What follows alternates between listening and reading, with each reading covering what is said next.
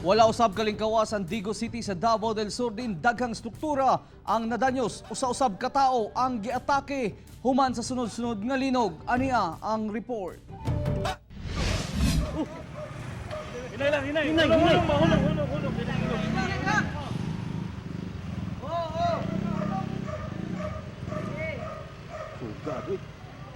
Ihayo gawa sa mga residente ug trabahante sa tanang gambalay kaganyang buntag human mitayog ang linog. Opo, hinay. Sa maong hitabo, nausba na po ang mga building nga nang una ng nadanyos sa linog nga migo sa milabayng simana. Ang bagong building sa Correzo College, mas nidako ang mga liki ug duna nay parte nga nahugmak.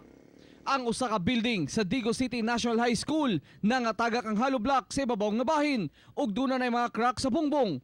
Duha ka estudyante ang gidala sa ospital, human na kuyapan. Then among gi-automatic cancel kay parte naman kusugang ato ang linog. Sir, pila ka building ang na-damage? So far kini pang na atong na-damage isa ka 10 classroom, 2 stories, mao ni kuan sa pagkor. And then the perimeter fence, part of the perimeter fence na tumba. Tanang pasyente sa nagkadayang hospital sa Digos City, gipagawas una. Kakuyapan. Unsa may nadala nimo? Bata o, di ko yun. Nadala.